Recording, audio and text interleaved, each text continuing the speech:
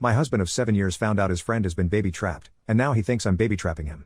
Recently, my husband found out that his friend, Jeff, has been baby trapped. Basically, Jeff's wife stopped taking the pill and fell pregnant a few months into their relationship, and only came clean after the wedding. Jeff came from a very conservative family, which his wife knew, and so he felt obligated to marry her after the pregnancy. Unfortunately, he also now feels obligated to stay regardless of the clearly messed up dynamic because he feels that he has made a vow and will stick by his wife and child.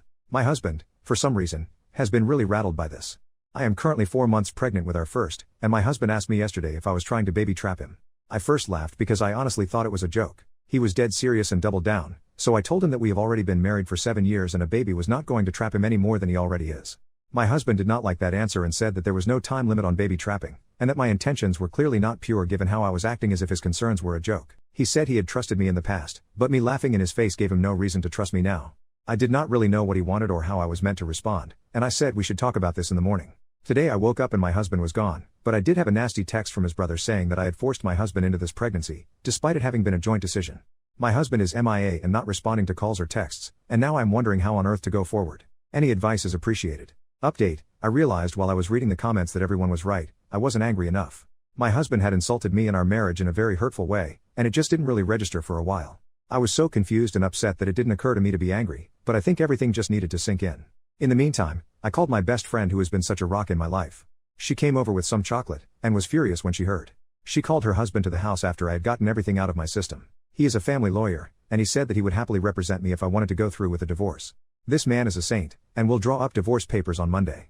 My mother-in-law showed up with my husband in the car not long after my best friend's husband arrived, and she practically dragged him to the door. My mother-in-law said that he had showed up at their place late last night saying that he was certain that I was using the baby to trap him. Fortunately, my mother-in-law is a smart woman and absolutely tore him a new one before dragging him to the house today to apologize. My worm of a husband did not look me in the eye the entire time, but said that he was scared about becoming a dad and projected his fears onto me. He said he wasn't sure if he was ready for that kind of commitment, but he will step up, as if he is some kind of hero. I called him a coward and told him that he should stay with his parents until I am ready to talk to him. I didn't want to say anything about the divorce papers because I didn't know what his reaction would be, but he will find out soon enough. I also showed my mother-in-law the text from my brother-in-law, and her face was like a storm cloud.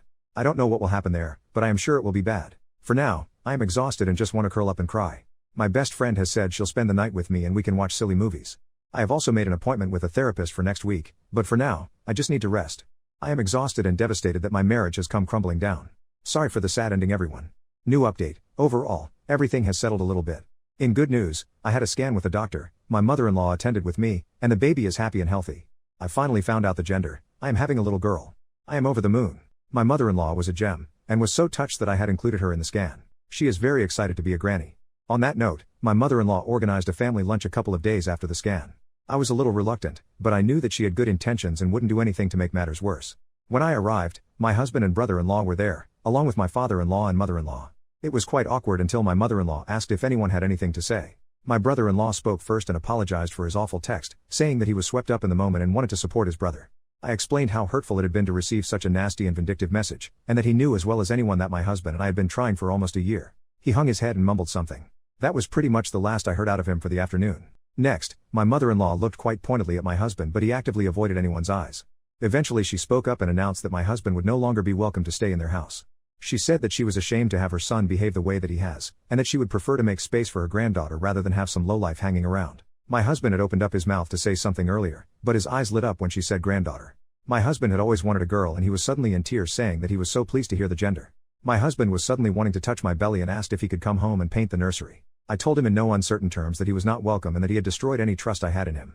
I told him that if I took him back, I would be worried that he would disappear at any kind of big news and that I couldn't have someone at my side who balked at the first chance. He asked me if I was telling him it was over, and I point blank told him that I had engaged a lawyer. My husband was kind of frantic, but I felt so calm, like someone had put a blanket over me in the situation.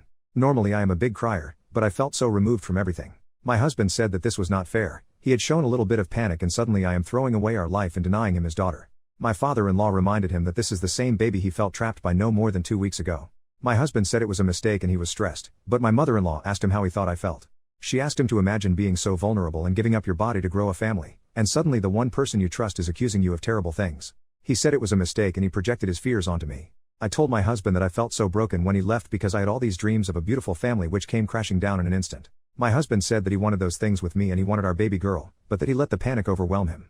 I told him that wasn't a good enough excuse for what he put me through, and that he certainly didn't seem panicked when his mom had to drag him to my door to apologize. He didn't have much of an answer other than to say that he was ready now and wanted our girl.